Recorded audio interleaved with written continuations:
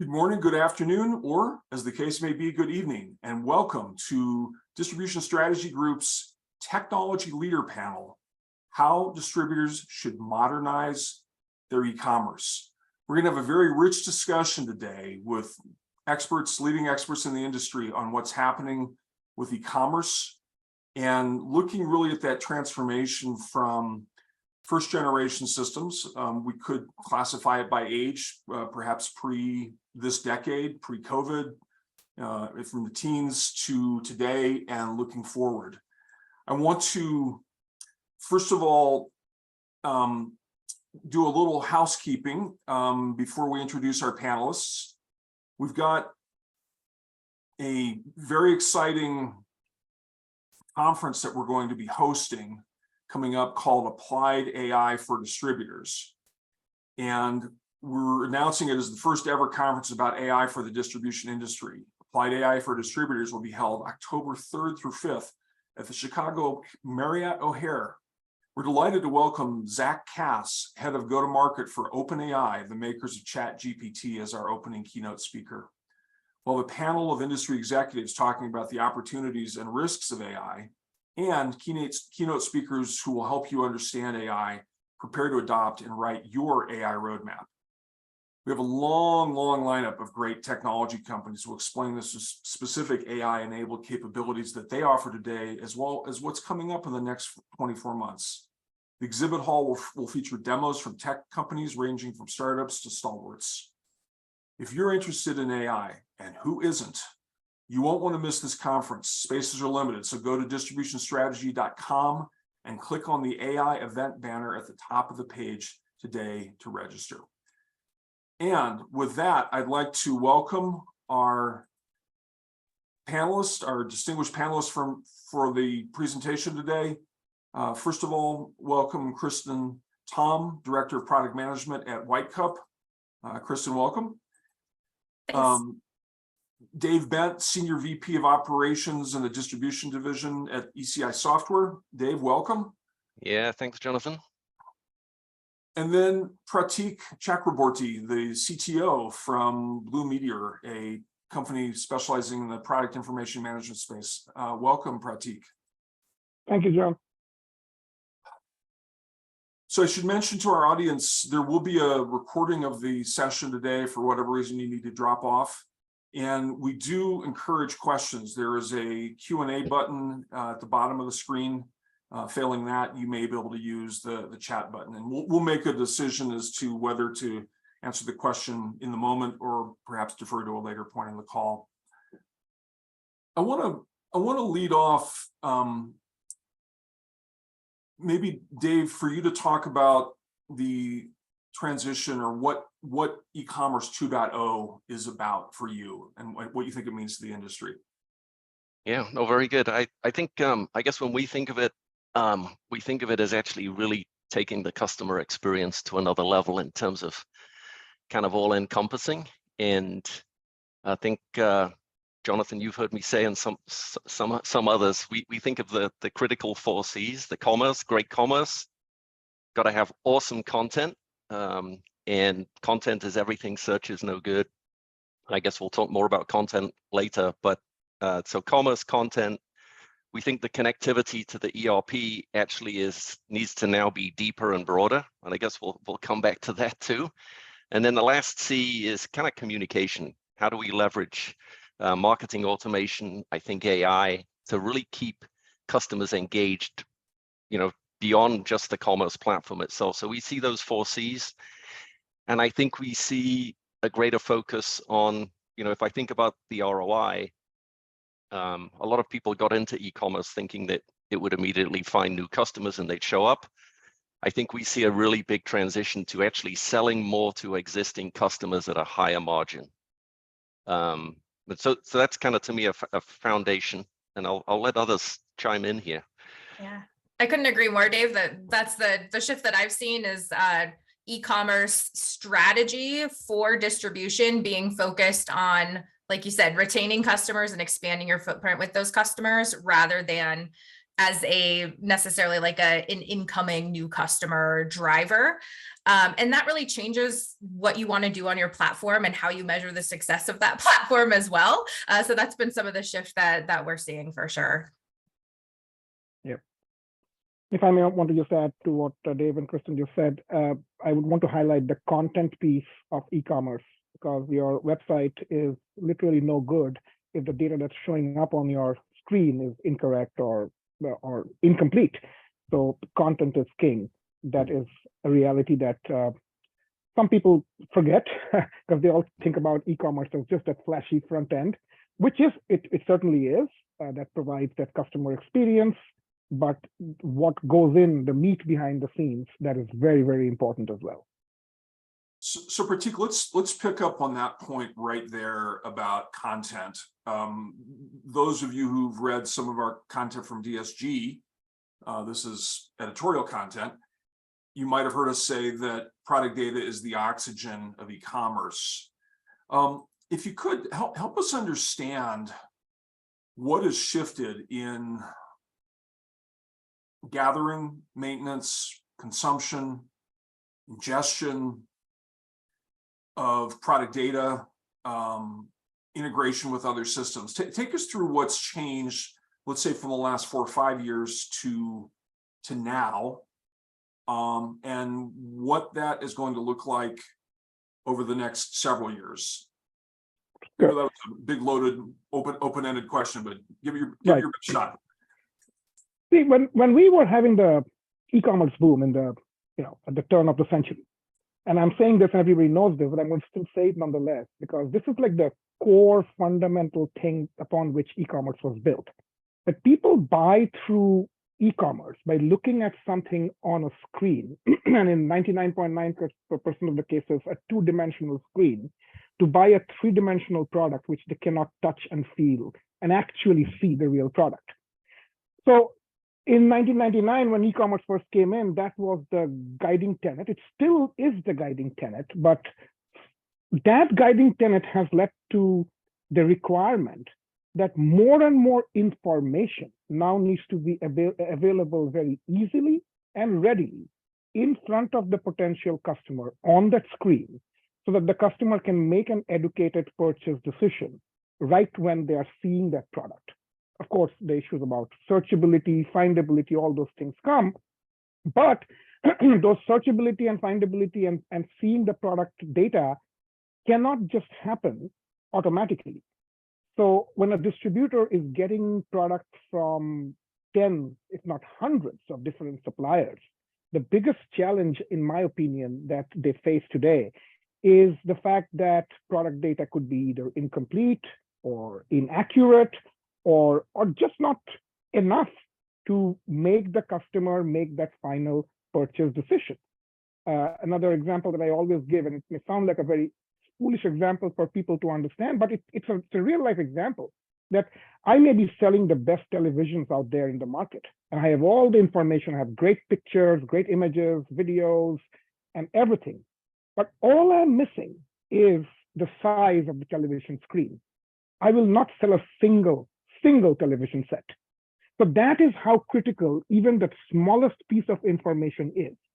So it is important for distributors to understand and have a backend system which ensures that these mistakes are caught and rectified before the data makes its way into the e-commerce system. And that's where a good PIM system can certainly help, no question about it. Lots of validations, AI-powered validations, all of those certainly can help. So when you're asking about the transition of content, the transition of the basic fundamental tenet still remains the same, what it was 20 years ago. But the needs to make it more sophisticated, to make it more correct, is literally exponentially increasing. And that's where this backend system, which supports the e-commerce, becomes so very critical. So when you talk about the need to make it more correct, et cetera, becoming more exponential, what's driving that exponential shift? Is it expectation from the end customer? Is it expectation from the manufacturer? What's driving the change in the requirement? it's the expectation from the customer and the need for the distributor to bring new products to the market very, very quickly.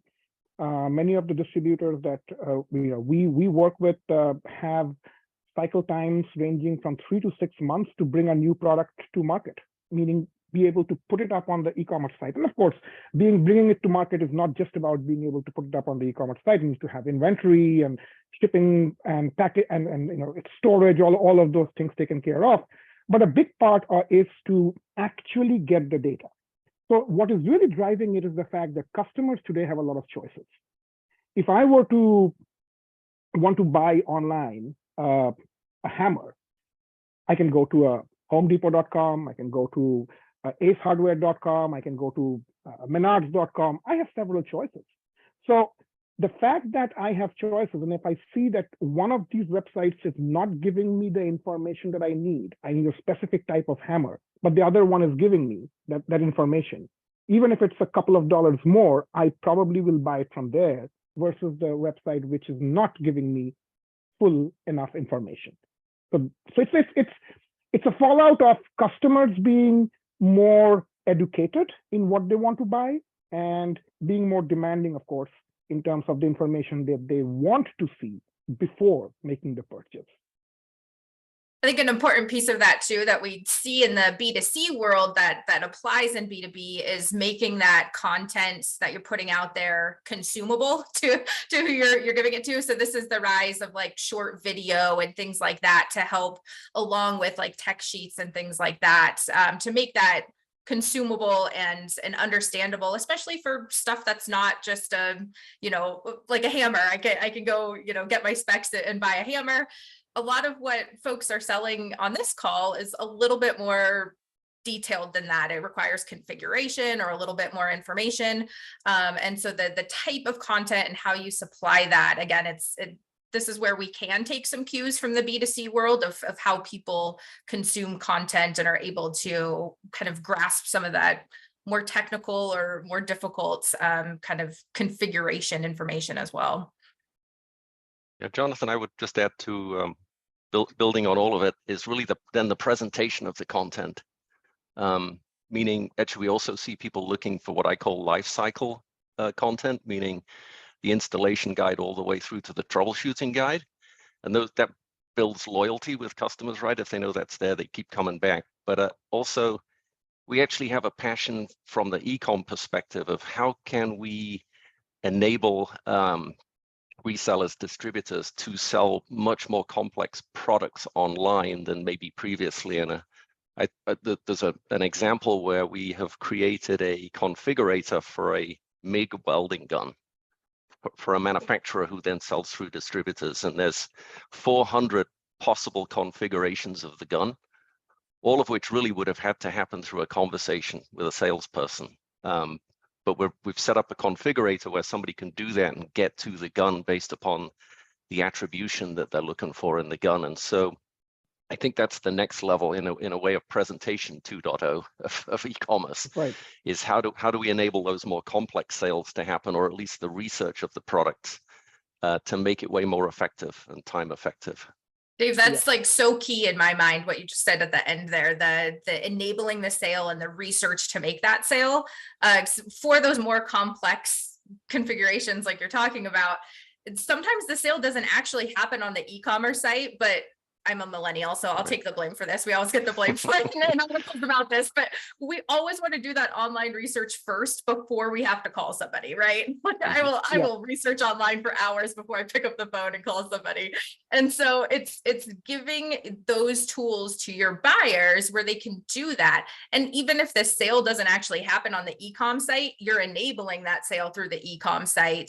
So when they do pick up the phone and call their sales rep or email or whatever that, more traditional sales methodology is, the e-com site is actually still playing into that sale by giving that ability to do that sort of research on their own before they ever talk to anybody. And I think that's absolutely key for the success of some of these stuff that, like you said, Dave, it's harder to sell online. It's still really key for the buyer to have that information at their fingertips. Yeah.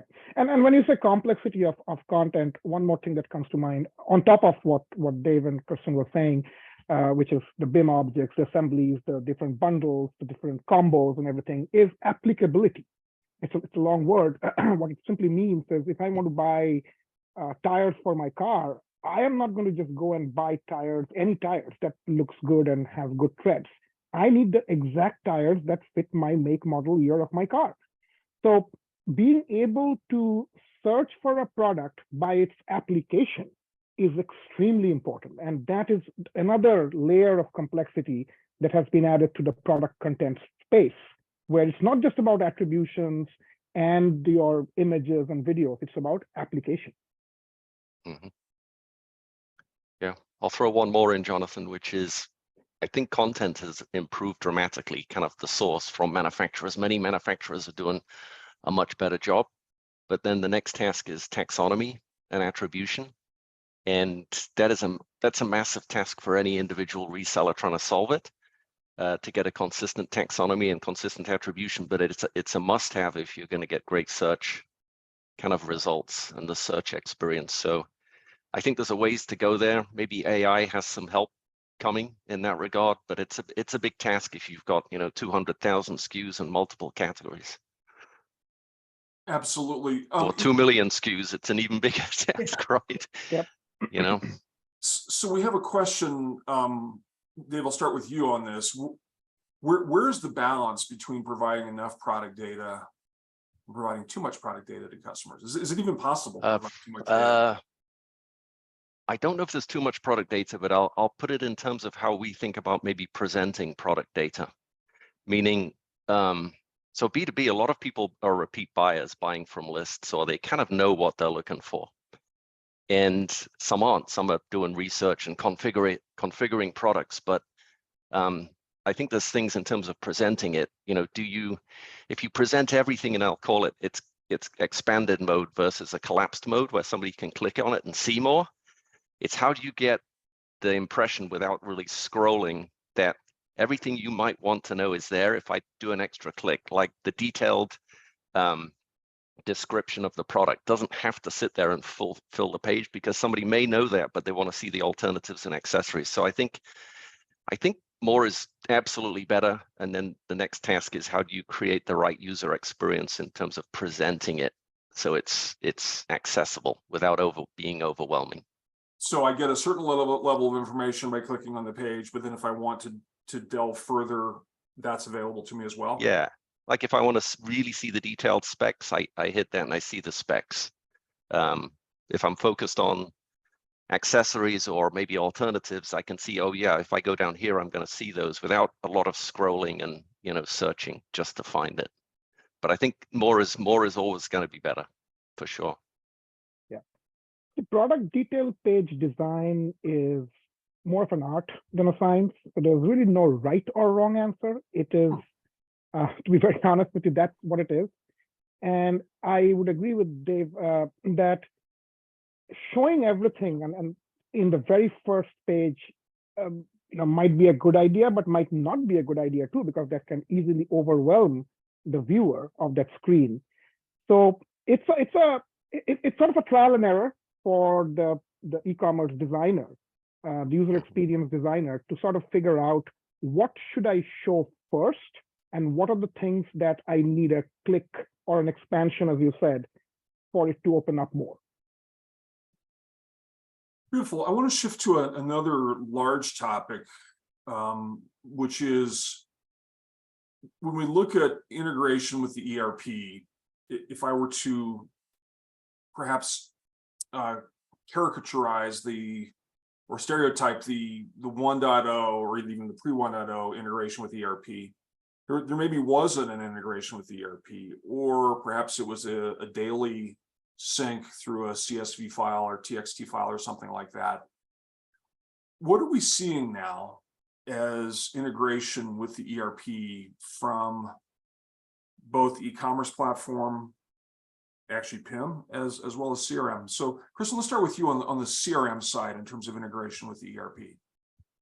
Sure. The piece for us in the CRM world right now is really the business intelligence piece fueling your CRM. So the critical piece there is what can we pull from your ERP system and now your e-commerce systems as well, and bring that into the tool that your customer facing teams, your inside and outside sales, marketing, customer service, bring those pieces together into the tool that those teams are using so that they can actually use that to drive their CRM activity. So it's CRM less as the like dreaded big brother tracking my activity, all the stuff that people hate doing in a CRM. And instead it's CRM as using this data from all of these different sources to give you insights into your customers, let you know this is the best use of your time today. It's that connective point for those customer facing teams to allow all of these different systems to feed in and give you that insight.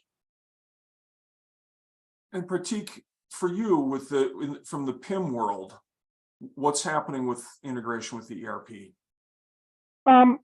In most cases, what the ideal and the best way to do it today is through API connections, which are automated. And just to explain what an API is, it's basically a software program that resides on the internet, which is called by some other program where the data is flowing between the ARP and the PIM, not by sharing any specific file that gets dropped on an FTP location. Yeah, those things still exist. To be very honest, those things still exist, and a lot of companies use that method to transmit data. But the trend is to have REST APIs, which are all programmatic, which are triggered automatically whenever something changes on the ARP side. It sort of calls that API and the data goes over to the PIM. And if the PIM needs to communicate back to the ERP because something else changed on the PIM that needs to be recorded in the ERP, the reverse API call happens. So that is the ideal and the most hands-free automated way of doing this.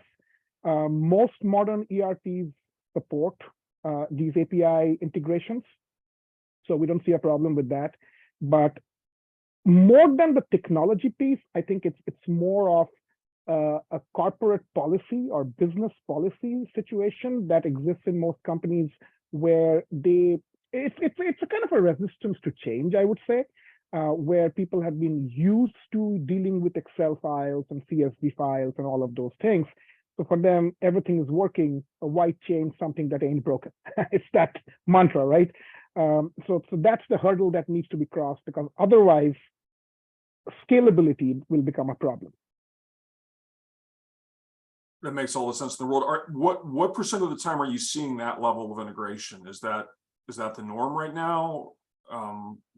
I would say it's a 50-50 mix for us with our customers. We are seeing that yes, it's a 50-50 mix of people wanting to do APIs, very interested, and 50% saying we're good with this for now. I know API is the right way to go, but not right now, in the future. Okay. Jonathan, I think building, because I 100% agree with Pratik, it's definitely an open kind of API architecture. But I think from a customer perspective and the distributor reseller perspective, it's a rapidly moving area that's going real time versus syncing, FTP. And I think for a while, maybe pricing and inventory, yes, real time. If they're on a contract price and you want to make sure the record's all in ERP and we don't want to duplicate it, so real time there. But back to like the total customer experience, it's things like if from the e-commerce and the ERP, let's say your customer has got budget levels that they're tracking their spend against, they want to know, hey, I passed through this budget level, it now has to route for approval. And if that's in the ERP, it's got to be a real-time lookup. If they've exceeded their credit level, it's like, if you're taking an order manually, you'd say, oh, you like, we can't take your order. So all those second level things that drive the experience and make it effective, I think are becoming more and more real-time requirements. Does that make sense? Yeah, I think the key word is real time. Yes. That the syncing is a thing of the past. Yes. Yeah. And if for the product guys on the call, Pratik summed it up. It's REST APIs. It's not. if your commerce platform can't support real-time integrations, that is a huge red flag. And the other piece of that too is making sure that your customer facing teams have that same access to all of that information in that same real time. You want, if they're looking it up on your e-commerce site for some of the things Dave mentioned, or if they're giving somebody a call, you want that experience and that answer to be the same. So it's got to be these integrated platforms, and it's got to be real time, like you mentioned. Yep. And Jonathan, I just add one more to the experience, which is, again, it's all customer experience driven. And it's basically, if a customer is trying to make an action happen beyond researching and buying product, can we bring it online? So, we have examples where we work with customers selling gases, cylinders, and basically the buyers are, it's like beverages, hospital groups, cannabis farms, industrial gases. But if you use the hospital, for example, both the distributor and the end customer want to know which water is the cylinder in and how much oxygen is left in it. And that's the kind of thing we're trying to bring into the commerce experience. You can go look at that and it's all kind of real time. So it's like the encompassing experience of anything I can do where I would have had to make a phone call. Can we bring it online out of the ERP if the ERP has the information? So it's much broader and deeper as an integration than it used to be too. So that real-time everything that you just described, inventory pricing, everything, that enables a customer to do more self-service, which takes burden off of customer service by having that. Yes. Yes. And Jonathan, it comes all the way back to what I said. It's engaging customers so that you actually become the primary partner. So most distributors are sourcing, most buyers, are sourcing from 3 or 4 alternate sources, very often for supply chain reasons, especially recently. But if you create that all-encompassing customer experience, they're gonna come back to you. So if you tell the procurement director or CFO, we can help you manage your spend and set approval levels and budgets and track against locations and cost centers, and have that visible to that customer when they're buying, and as well as report on it. That's kind of driving a completely different engagement, and the procurement director is going to say, okay, we're going to drive the majority or sole source to this distributor partner. And so it's all linked to integration, and the more information you can expose that drives the buying and the buying experience, the better it is, It's a moot point to say this, but the fact of the matter is, ultimately, whether it's a B2C or a B2B or B2B2C, whatever it is, ultimately it's a human being in front of a screen that is making a purchase decision or not. So you're dealing with that human, that person's psyche as well. So e-commerce, yes, we can talk about all the technology behind the scenes and everything, but understanding the behavioral patterns of that human being and how he or she is trying to make that purchase decision is key. I mean, this is not new, understanding human behavior in a purchasing decision, but understanding it by a computer in real time through some level of intelligence, where another human being is not the salesperson, essentially an e-commerce programming application behind the scenes is the salesperson over here. That is what is so challenging, even after 25 years of e-commerce existing in the world. And I think the other piece of that, like what the extension of that critique, is understanding when a behavior is telling you, oh, we have some sales or marketing automation we can put in place to help this through, or hey, this is where it really makes sense for a real life human sales rep to give this person a call and help them through this order. Like finding that difference too of where can we trigger further sales and marketing automation, and when is it time to insert the human back into that directly and make sure that we're taking care of that customer. So there's this saying about this high tech versus high touch, right? And we go back to the same point. I mean, high tech is wonderful, but can high tech also mimic the high touch that another human being can provide? And that's where AI and intelligence and recommendations and sort of trying to understand what the customer is thinking and show that to the customer before the customer is asking for it. That is the next level of where e-commerce has to go. So let's delve into that. That's beautiful. Thank you, Pratik. So Dave, what do you see as the ideal from a marketing standpoint in what e-commerce systems should be doing, including everything we've discussed, MA, AI, personalization, cross-sell? What is the ideal? What should people expect now? So, where's it going? So we've just done some research across our customer base, all of whom are B2B distributors with a handful of manufacturers. So it's all B2B. And so embedded in the e-commerce platform are different promotional capabilities, right? It could be buy one, get two. It could be a rewards program, et cetera, et cetera.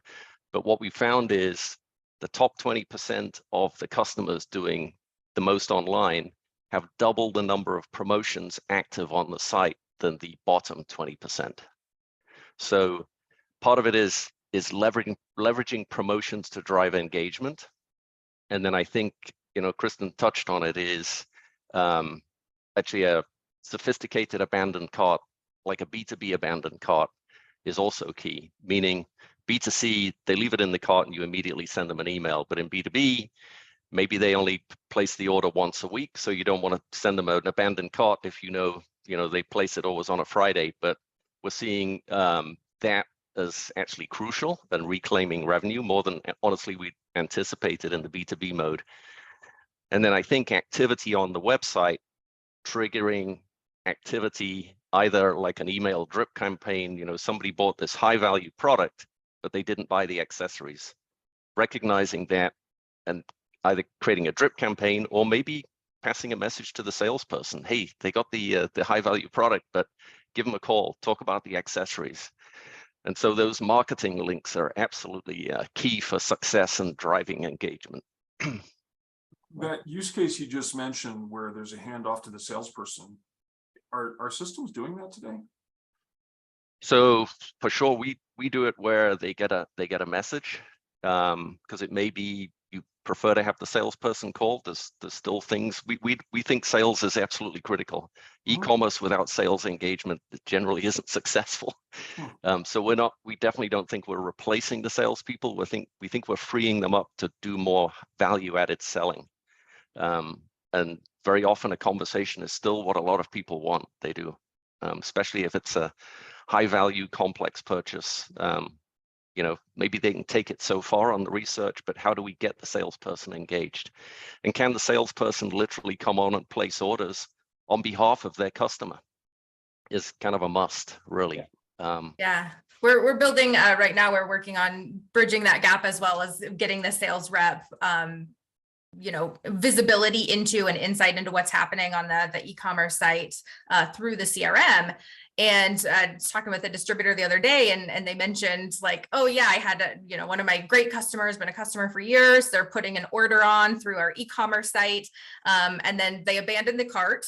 And it was very intentional. They were going to the e-commerce site to do their research and figure out what they needed and plan. And then they reached out to their sales rep to actually place their order because maybe they can't check out on the e-commerce site with the credit card. They need to put in a purchase order. There's all sorts of reasons why people aren't checking out on the e-commerce site that are really important. And this distributor was saying, it's really nice to be able to see what was in their cart as a sales rep. I can just then recreate the order. I don't have to make them tell me what they needed, things like that. It's giving that communication between the customer, the end buyer, and your sales rep as well to just ease any of those transition points. One of the things that we found in our research that backs up what you're saying, Kristen, we make this distinction between shopping and buying. And people may shop, research, evaluate, assess. They might call our CSR to make the purchase. One of the things that we found is that the customers who are the most digitally engaged, meaning using your site the most, whether they're are actually purchasing the most, even if it's not going through the shopping cart. So we looked at two companies that by perhaps their metrics would be considered a failed e-commerce initiative, less than 1% of the revenue going through the shopping cart. When we looked at the customers that were digitally engaged, checking order status, looking at product information, looking up inventory and pricing, who visited, more. They bought way more than customers who are not digitally engaged. And it basically validated or verified something we knew from having done surveys for 6 or 7 years on the topic. So this idea of the site becoming a shopping site, and it's going to depend on the sector, right? Certain sectors, you're going to have very high volume going through the shopping cart. Jansan, you can have 30, 35, 40% going through the shopping cart. Some of these other sectors, not so much. Dave, thoughts? Yeah, no, I was actually, yeah, no, I think absolutely. I mean, first of all, launching a site or even relaunching, let's say, we talked about eCommerce 2.0, the next generation. The salespeople promoting the site are absolutely critical, first of all, to get it going. So I talked about those 4 C's at the start. We actually believe the people are still the most critical. And persuading somebody to use a site that isn't using a site, I still think the best way is a salesperson, and we see that. And then again, on complex products, for sure, there's a great role for the salesperson to play. And then the other question we always like to see salespeople asking, which is, out to your customers, what else are you buying that I'm not selling in the context, but I could sell on my website? And that comes through a conversation as well. So that whole cycle is still absolutely critical. And I think it's getting higher value time for the salesperson to really do selling versus taking an order. That's the worst end of it, right? And keying an order in. So yeah, we're all about the people side for sure. I think this is where like business intelligence and analytics can really help too, is bringing together the ERP data, again, going back to ERP integration being core to so much of what we all do here. But that ERP integration, pulling in, the order history and things like that, and being able to correlate, not necessarily a direct attribution, but correlate, to Jonathan's point, who are the customers who are engaging with our online content and our e-commerce site and things like that, being able to correlate that to sales, no matter what kind of method that they came in.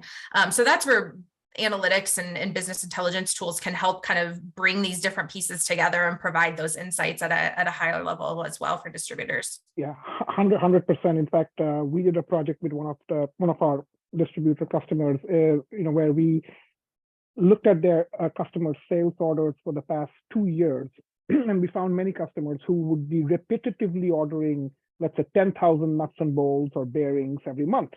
And one of the suggestions that we came up was, just as you have with your, let's say, your prescription refills, where your pharmacy sends you a text message that your refill is due, just reply yes and it will be refilled. Same kind of thing. So once the customer has already done the order by going to the e-commerce site, there's an inertia of the customer to not log back in. If they just get a text message or some phone notification where they simply reply yes and the order is automatically placed, technically it's not a very difficult thing to do. That is a fantastic user experience, which is also leading towards, it's an e-commerce sale, but it's a different channel of e-commerce. It's through your text messaging on notifications. I think too, Jonathan, there's in many of the industries, there's a lot of pickup of orders by contractors, electrical, building materials, and enabling the customer to place the order on the phone, select the branch they want to go pick it up from, and potentially even select the time that they're going to come into the branch, so the order's already picked off the branch shelf. That again is like, it's interacting with the people side of it too. So all those things are definitely key. It's not just like, how do I make a sale online? It's way more. It's the experience. Yes. We have a specific question, I think, Dave, for you. Question is, can I ask what system you are using in order to alert the salesperson when someone orders a specific item and you want to have the salesperson call them to talk about accessories, as in your example? Yeah, so I'll say the technology, it could be multiple systems, but we kind of have one we've done a lot more with, but we're using webhooks technology. We support lots of different CRMs, so Kristen, that's all good. But just the one we've focused on is HubSpot. and set up workflows in HubSpot based upon an event on the site that's triggered through a webhooks integration. And the distributor reseller can control those workflows, whatever it is. And the workflow could be, it's actually going to reach out to the salesperson, or it could be, hey, send them an email, whatever it is. But that's the approach we've taken. Okay, so it's an integration with HubSpot, and HubSpot has some of the functionality. Yeah. Okay. In that case, we have certain events that each sales account person can really see the customer activity. So it could be actually internal to like the e-commerce platform. It's actually going to send an alert to that salesperson for whatever reason, high value product again. But certainly to get it connected to the marketing aspect of it, it's kind of a webhooks to a CRM, because we don't claim to do CRM. Yep. And on the CRM side, it's actually same answer, which is great. Yeah. Using webhooks as well. And the reason for that is the real time that we talked about earlier and how important Right. that is in these sales cycles. So not having to wait for a sync or something like that to feed that information about what's going on e-com to your CRM system, so your sales rep can use that, or you can use it as part of an automation. That time to action is super important. And so, yep, that's from the CRM side, same methodology. Yep. Yeah. Particularly, let's talk about mobile first from a product data perspective. What are you seeing now as best practice in product data displayed in mobile? How you set up a good mobile experience from the product data perspective? Great question, because see, from a B2C perspective, mobile is extremely important. I mean, ask anybody who's shopping from an Amazon or a Walmart or any of those major marketplaces. More than 2/3 of the interaction is happening through mobile. So B2C, no questions about the fact that mobile is paramount to success. And the reason why mobile is easier to implement in a B2C environment, because the products themselves are not that complex. So when you're talking about industrial products, heavy engineering products that require a lot of assembly and all of that stuff, that's where it becomes more challenging on a mobile environment on a very small screen to show all that information. So that is an existing challenge that I don't think anybody has said, okay, here's the panacea that solves it. It's again more of an art, the user experience of mobile. I do think though that we cannot ignore mobile in the B2B world as well, at least for doing a lot of the repetitive things that you wouldn't need to research a product, but you're doing a lot of the actions from an end user's perspective, which you can do from a mobile. So I think in today's world, the focus has been more on allowing the end user to, let's say, place a recording order or do certain standard things, which doesn't require detailed product research or viewing a very complex product in a very small screen. Those things have to be supported on a mobile device. But when it comes to very complex products and researching those products, viewing spec sheets and everything, the fact that you're looking at a very small screen is a deterrent for many people anyways. I really love that distinction between B2B versus B2C. And Dave, you had mentioned previously about the complexity of doing configuration more broadly, more complex transactions online. Right. Is one of the things that's happening. Yes. From your standpoint as a e-commerce platform, what are you seeing as current requirements, future requirements around mobile? So we would say 100% if a large part of your customer base is outside, they're on the road, they're on a job site, contractors of whatever kind, electrical, plumbing, HVAC, whatever they are, if they're kind of out there, our platform is kind of mobile first. So theoretically, you could configure that welding gun. Don't think anybody would be doing that, to Pratik's point. But there's definitely, if your customers are out there in that kind of mobile world, catering to them and how they can place a simple order, go do the pickup in branch, we think is critical. So mobile is super important in that regard. We think barcode scanning, for sure, which then brings up the product.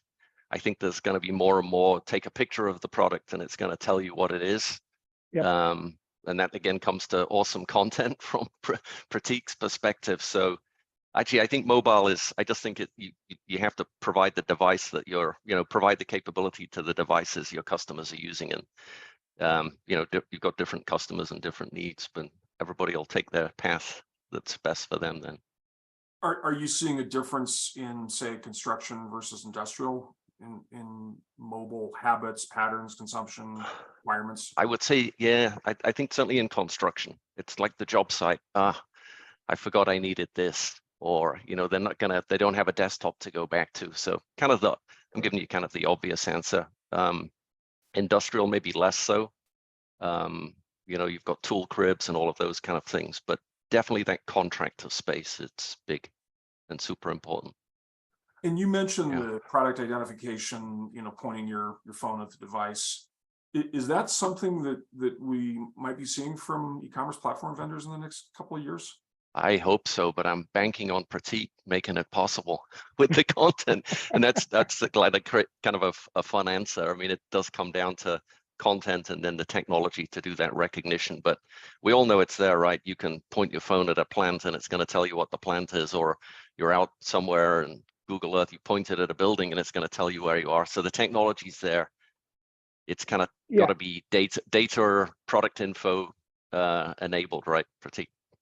Yeah, you're right. I mean, I can speak from my experience of what we do with our product. I'm not trying to just stating a matter of fact that image recognition is no more a rocket science. Image recognition is no more magic. We do image recognition in our PIM, and we take it one step further. Yes, we can look at the image of this and say, okay, this is a water bottle.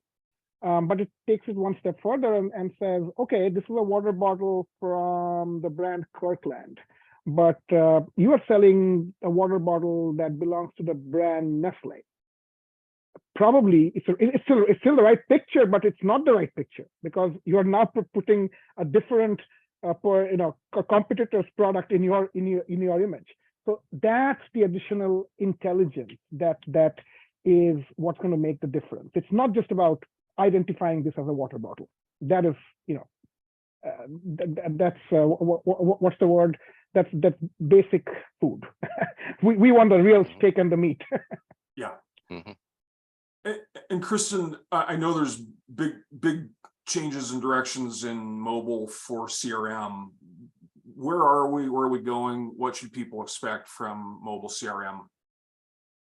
Yeah, great question. So mobile CRM, it's the same thing that we're talking about with mobile on the e-commerce side, right? It's how do you make what you're using the best experience for the user? So we know people are on their phones when they're out in the field. CRM is a great example of that, of sales reps on site with a customer or something like that. So for us, it's how do we get them the most insightful information in a really compact, obviously screen size, but also just attention span size. Like really quickly, I want to know, what do I need to talk to this customer about? Give me my top 3 things I need to talk with them about. If I'm going on site, I need that fed to me really easily. I need that accessible. And so it's, again, how can CRM be that bridge to help kind of overcome these gaps between what's in your ERP, what's going on in your CRM and your customer service teams, what's going on the e-commerce site, bringing together all this information into one spot. So it's really quick, really easy to use.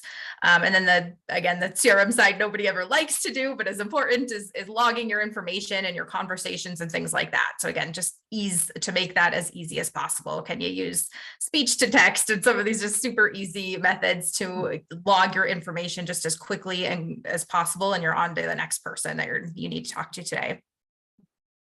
It sounds like you've got a engaged CRM customer when they're using the mobile CRM, right? Like if you got the desktop, that's one thing, but as soon as you start seeing that engagement with the mobile, you know that customer's really into CRM.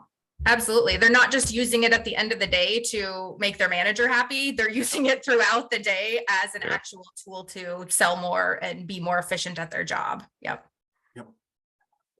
Dave, we have a question for you. So you had previously mentioned that one of your main focuses is to drive additional purchase from existing customers, as opposed to, hey, we're going to get new customers across the country. These customers could be considered as experts on the products they order. So how do you see AI supplementing or enhancing their buying experience? I've got an expert. How does AI help them? I'm not sure it does. I'll kind of turn the question maybe a little bit on its head. Again, kind of researching across our customer bases, the majority of purchases are actually done off of lists, like pre-created lists, like a job site list, or a, these are the products I need to replenish, and it's in a list. So a lot of B2B is done off of lists, and experts will come in and they do know the product and they'll purchase it online. I kind of wonder, and I'll say I wonder because I can't say this is all in place, right? But it's, how do you expose your customers to products that they may not actually realize you sell and they're buying somewhere else? And so we certainly have the concept in our platform of segmenting your customers. So let's say I'm selling to a school district versus a set of lawyers and accountants. They buy different kind of products. And can we kind of track that information and use AI to say, hey, your best school supplies customer buys this broader assortment, right?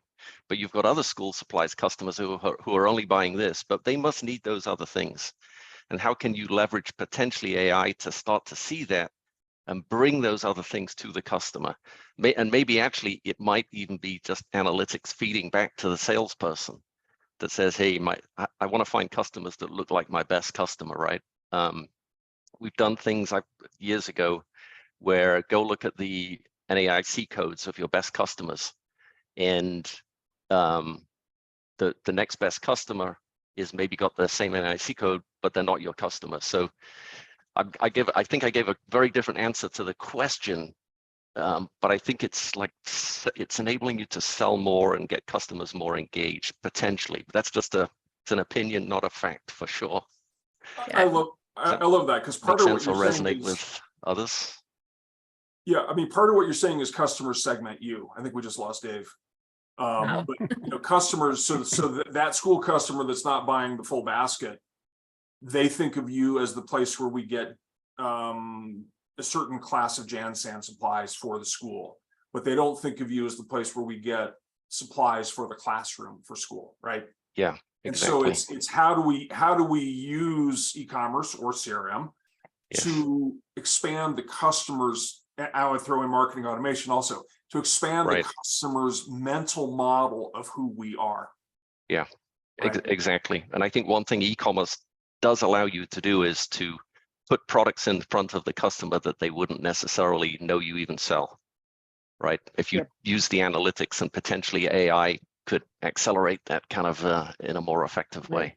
Yeah, I was reading an article about AI and a bunch of areas in that, and they used a phrase that I really liked, where they said kind of that first step of machine learning AI isn't actually artificial intelligence, it's machines borrowing human intelligence, which I think is a really smart way to think about that, like, first step.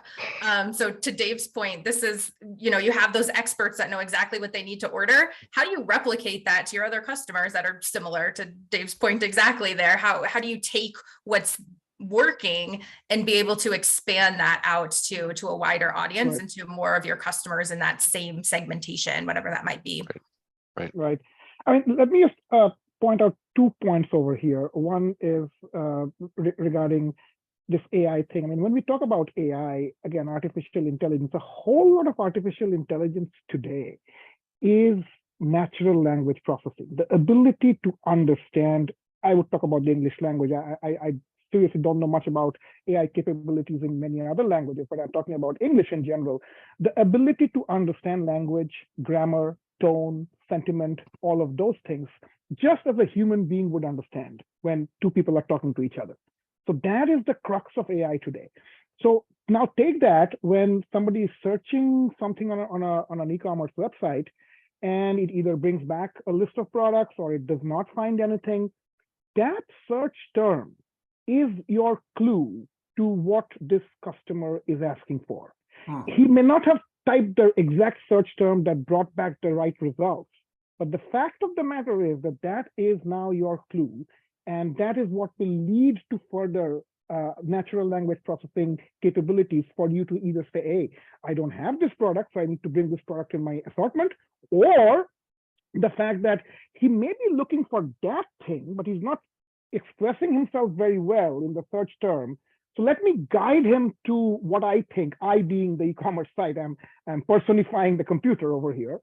Let me guide him to what he probably does want. So that is true AI, in my opinion. And I don't know if a lot of companies are actually doing it. Well, I think the intelligence around related search terms, related searches, I think there can be a lot more. I think that's a good entree for AI. I actually did a neural network model of that in 1988. We have a million times more compute power now, or maybe 2 million more times compute power. But I did a neural network model to figure out what those suggested searches could be. But I think that's going to get better and better to get to the underlying intent that you're speaking about. I think, Jonathan, there's lots of practical applications. Just, this morning I was on a call actually, and we don't do PIM. We're e-commerce, but customers struggling with 2 catalogs where the taxonomy overlaps. So we're actually going to try and run the 2 taxonomies through ChatGPT and see if we can get a better, like a first pass merge. We've launched ChatGPT in our blog module, so you can create the blog. So I think content for marketing, I mean, that's all here and now. So there's lots of good things going on, and we're such at the infancy stage, but there's so many awesome opportunities. There really are. Well, I want to thank all 3 of you, Kristen, Pratik, and Dave. I think we've more than delivered as promised for a rich and engaging discussion today on where we are, where we're going, this transition from 1.0 to 2.0 and beyond, and given our listeners a number of things to think about. I wanted to share a couple things about upcoming events that we've got. So the first one is, week from today, we've got our Wholesale Change show, and we're going to be hosting Ben Hensler from Motion and Control Enterprises on creating a successful growth platform. So think private equity concept of platform business. That's what Motion and Control Enterprises is. That will be sponsored by Epicor.